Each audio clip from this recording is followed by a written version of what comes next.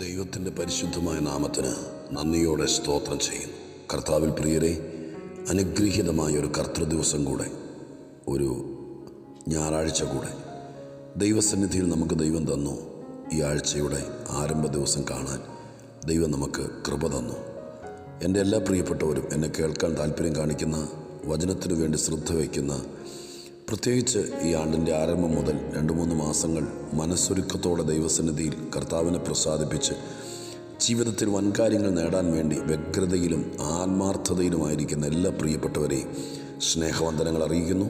നമ്മുടെ ദൈവത്തിന് ഹൃദയം നിറഞ്ഞ് സ്തോത്രം ചെയ്തുകൊണ്ട് നമ്മളോട് സംസാരിക്കുകയും നമ്മളെ ബലപ്പെടുത്തുകയും നമുക്ക് പ്രത്യാശയും പ്രതീക്ഷയും നൽകി കൈവിടാതെ കാത്ത് സുന്ദരമായൊരു ജീവിതത്തിൻ്റെ നല്ല നിലവാരത്തിലേക്ക് നയിക്കുവാൻ നമുക്ക് വേണ്ടി എല്ലാ കാര്യങ്ങളും ഒരുക്കിത്തരുന്ന നമ്മുടെ ദൈവത്തിന് മനസ്സ് തുറന്ന് സ്തോത്രം ചെയ്തുകൊണ്ട് ഇന്നത്തെ ആത്മീക ചിന്തയിലേക്ക് നിങ്ങളുടെ ശ്രദ്ധയെ തിരിക്കുകയാണ്. നമ്മൾ ചിന്തിച്ചു വരുന്ന ഭാഗം, വിശേഷിയാൽ ഈ വർഷാരംഭ ദിവസം മുതൽ ആത്മാവിൽ പരിശുദ്ധാത്മാവ് നമ്മളെ പ്രബോധിപ്പിച്ച് ഉണർത്തിക്കൊണ്ട് വരുന്നത്, ആദ്യത്തെ ഈ 2-3 മാസം കൊണ്ട് കർത്താവ് നമ്മളിൽ വലിയ പണി നടത്തും.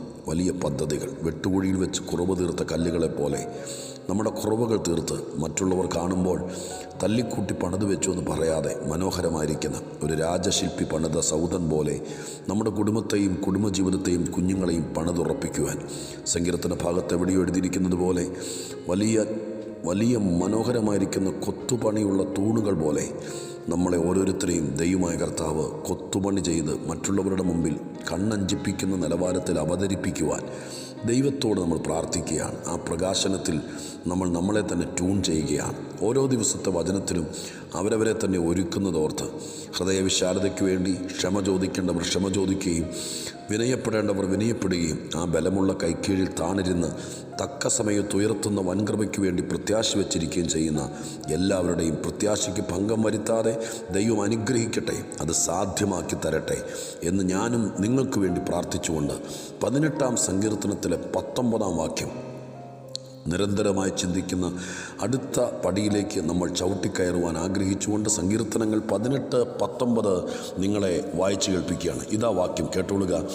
അവൻ എന്നെ വിശാലതയിലേക്ക് കൊണ്ടുവന്നു. അടുത്ത വാക്ക് കേൾക്കുക.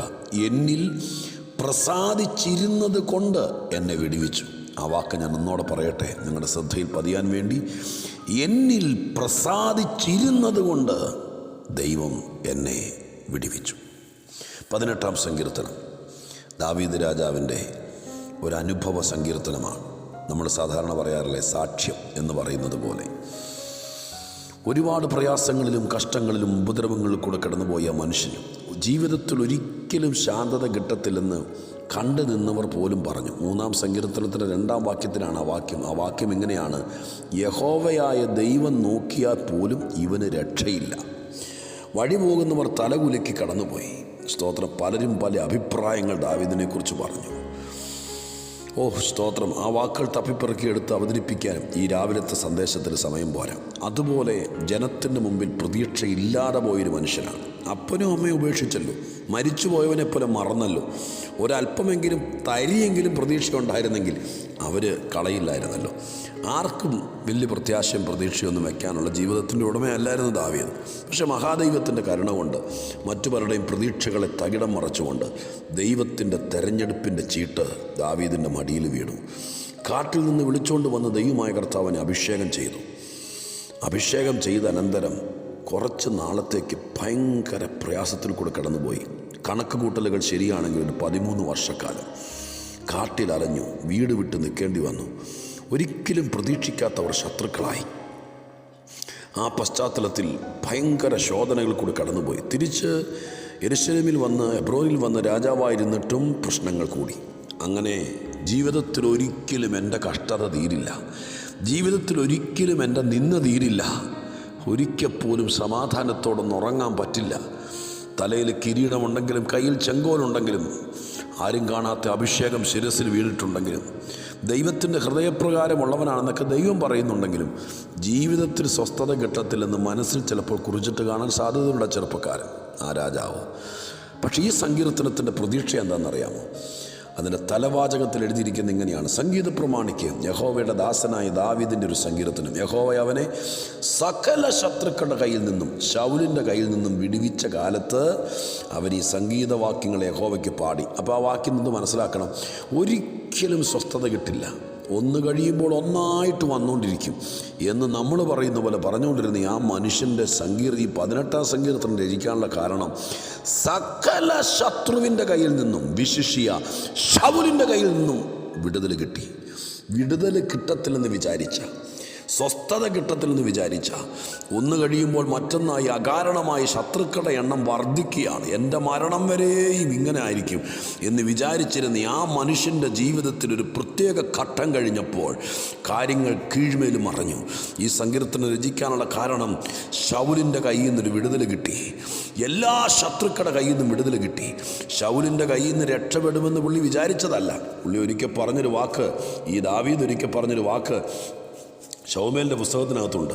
അവിടെ പറയുന്നത് എങ്ങനെയുണ്ട്? സ്തോത്രം, ഞാൻ ഒരിക്കൽ ശൗലിൻ്റെ കയ്യാൽ തീരുകയേ ഉള്ളൂ എന്ന് പറഞ്ഞുകൊണ്ട് അദ്ദേഹം സ്തോത്രം ഓടിപ്പോയ സംഭവങ്ങൾ ദൈവത്തിൻ്റെ വചനത്തിനകത്ത് കാണാൻ കഴിയുന്നുണ്ട്. അപ്പോൾ സ്തോത്രം ഇദ്ദേഹത്തിൻ്റെ മനസ്സിനകത്ത് സ്തോത്രം ഞാൻ വായിച്ചു കേൾപ്പിക്കാം.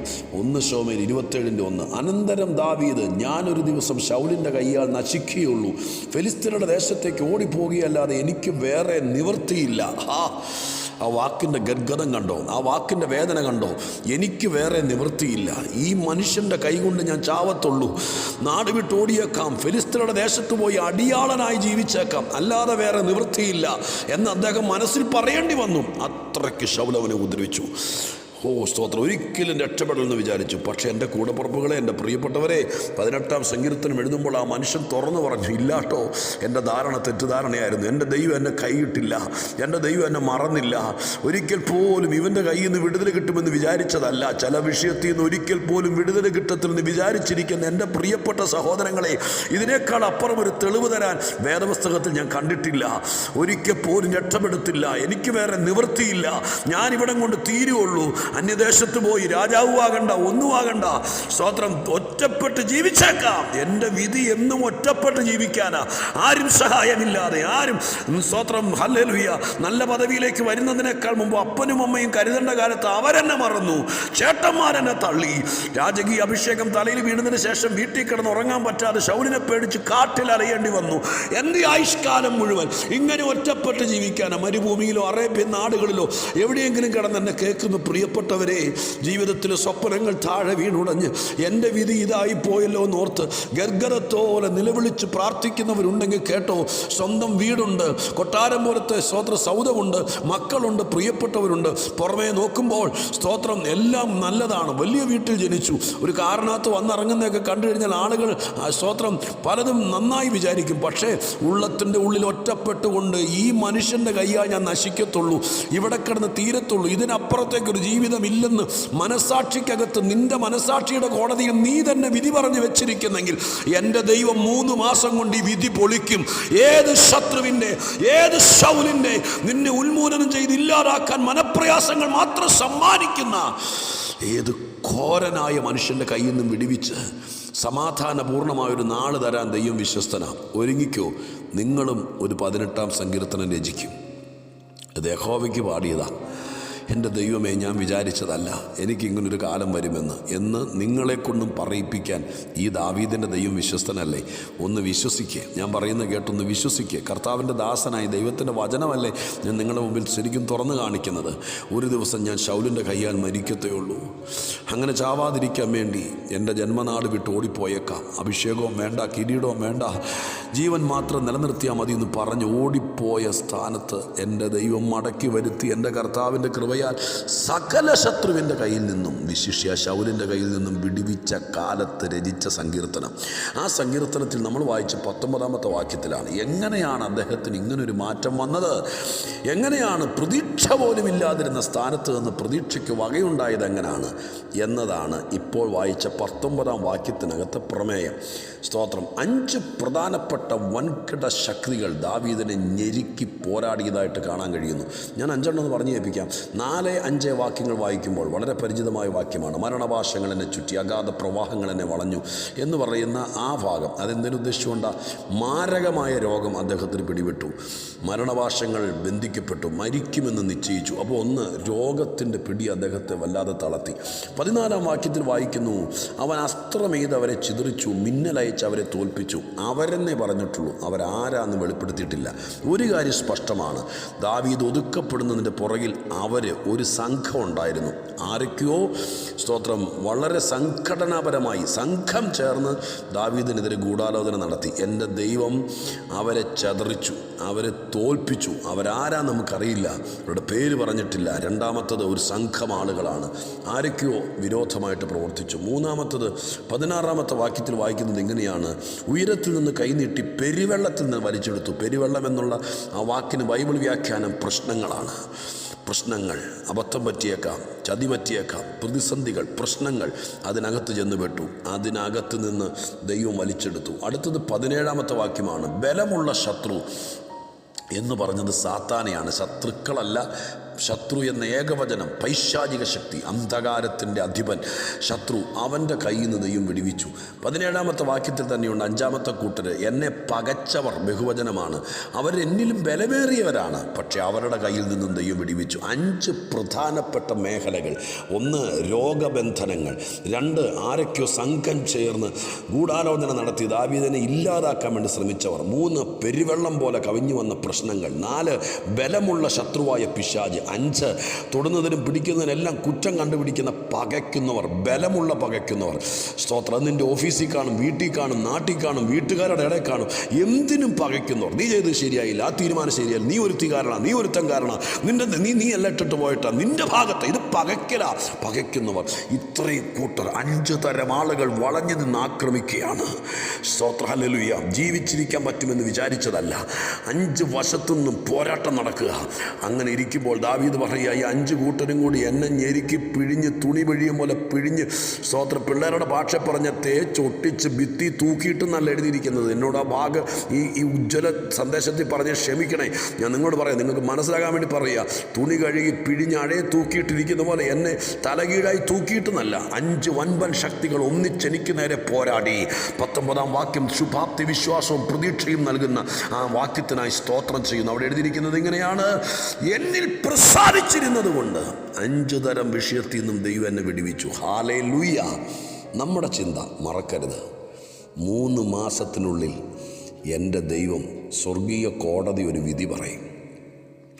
കഴിഞ്ഞ 10 വർഷമായി നീ കാത്തിരിക്കുന്ന വിഷയത്തിന്, കഴിഞ്ഞ 15 വർഷമായി നീ കരഞ്ഞ വിഷയത്തിന്, കഴിഞ്ഞ കുറച്ച് നാളുകളായി ഇതിനൊരു നീതിയില്ലേ അപ്പാ എന്ന് ചോദിച്ച് ഒറ്റക്കിരുന്ന് വാവിട്ട് നിലവിളിച്ച് കരഞ്ഞ വിഷയത്തിന് എൻ്റെ ദൈവത്തിൻ്റെ കോടതി തെളിവെടുപ്പ് കഴിഞ്ഞു, സാക്ഷി വിസ്താരം കഴിഞ്ഞു, വിചാരണ കഴിഞ്ഞു. ഇനി ജഡ്ജി വിധി പറഞ്ഞാൽ മതി. ഈ 3 മാസത്തിനുള്ളിൽ സ്വർഗത്തിൻ്റെ അധിപതിയായ ദൈവം ന്യായാസനത്തിലിരുന്ന് ന്യായം പാലിച്ചു തരുന്ന നമ്മുടെ ദൈവം നിൻ്റെ കുടുംബത്തെ നോക്കി, നിൻ്റെ ജീവിതത്തെ നോക്കി, നിൻ്റെ പ്രശ്നത്തെ നോക്കി വിധി പറയും. ആ വിധി പറയുന്നതിനേക്കാൾ മുമ്പ് നീതിയുള്ള കണ്ണുകൊണ്ട് നിന്നെ ദർശിക്കുമ്പോൾ നമ്മൾ ഈ ദിവസങ്ങളിൽ ഗഹനമായി ചിന്തിക്കുന്നത്, നമ്മളിൽ ദൈവപ്രസാദം ഉണ്ടായിരിക്കണം. ദൈവവാക്യങ്ങൾ കണ്ടോ? പ്രശ്നങ്ങൾ വന്നപ്പോൾ ദൈവമേ ഇനി ഞാൻ നിന്നെ പ്രസാദിപ്പിച്ചോളാമേ എന്ന് തീരുമാനിച്ചതല്ല. ഈ 5 തരം കലുഷിത പ്രശ്നങ്ങൾ കൊടുങ്കാറ്റും തിരമാലയും പോലെ ആഞ്ഞടിച്ചപ്പോഴും എൻ്റെ ദൈവത്തിൻ്റെ സന്നിധിയിൽ ദാവീദ് ദൈവത്തെ പ്രസാദിപ്പിച്ചുകൊണ്ടേയിരുന്നു. ശൗലിനെ കൈ കിട്ടിയതാ, തൊട്ടില്ല. കൂടെ നിന്ന് അംഗരക്ഷകൻ പറഞ്ഞതാ, എൻ്റെ യജമാനെതിരെ വാളേന്തി വന്നിരിക്കുന്ന ഈ പരീക്ഷയെ ഒരൊറ്റ കുത്തിന് കൊന്നേക്കട്ടെ എന്ന് ചോദിച്ചതാ. ബൈബിളിലുണ്ട് സംഭവം. ദാവീദ് പറഞ്ഞു, ദൈവത്തിൻ്റെ അഭിഷിക്തന് നേരെ കരമുയർത്തരുത്, ദൈവകോപം ഉണ്ടാകും. പിന്നെ ഒരു തെളിവിന് വേണ്ടി ശൗലിൻ്റെ വസ്ത്രത്തിൻ്റെ അഗ്രം പതുക്കെ കണ്ടിച്ചെടുത്തു. ഒന്നും അറിയാത്തവനെ പോലെ കൈ കിട്ടിയിട്ട് ഗുഹയ്ക്കകത്ത് കൊണ്ടു കൊടുത്തിട്ടും ദാവീദ് തൊടാതെ വിട്ടു, വൈരാഗ്യം ഉള്ളിൽ വയ്ക്കാതെ വിട്ടു. കുറച്ചു നേരം കഴിഞ്ഞപ്പോൾ അദ്ദേഹത്തിൻ്റെ മനസാക്ഷി കുത്തി തുടങ്ങി. അഭിഷിക്തൻ്റെ വസ്ത്രാഗ്രം മുറിച്ചെടുത്തല്ലോ. അതാ മനുഷ്യൻ കേട്ടോ, അതാ ആത്മീയൻ, മനസാക്ഷി കുത്തുള്ളവൻ. ദൈവം പ്രസാദിക്കാതിരിക്കുമോ? ദൈവം പ്രസാദിക്കാതിരിക്കുമോ? ഇത് വസ്ത്രാഗ്രഹമല്ല.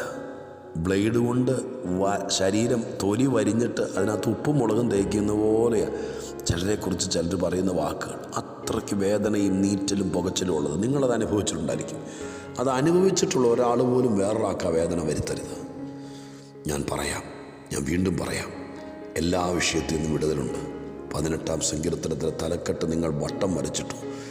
എല്ലാ കഷ്ടത്തിൽ നിന്നും വിടുതലുണ്ട്. ഉണ്ടോ പാസ്റ്ററേ?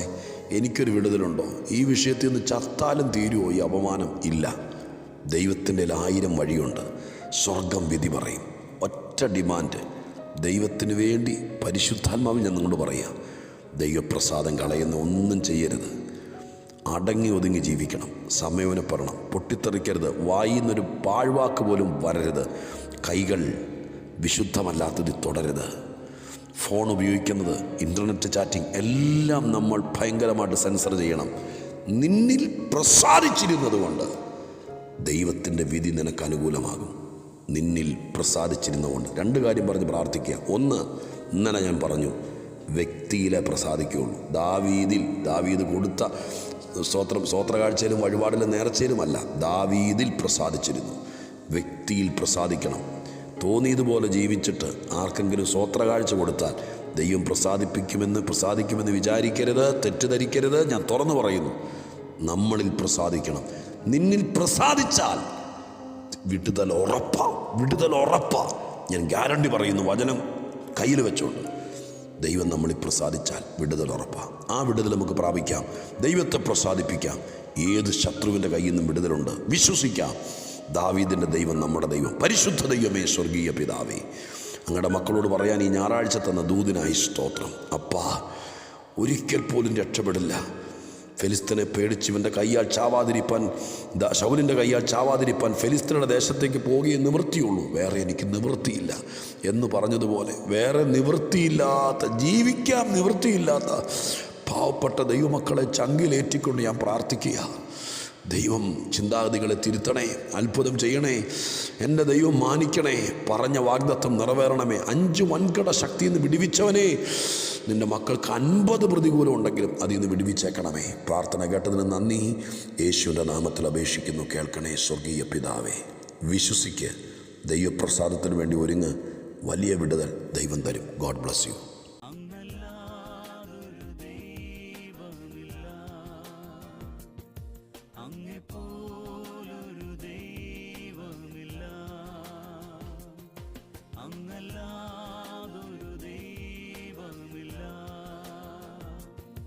അങ്ങെപ്പോ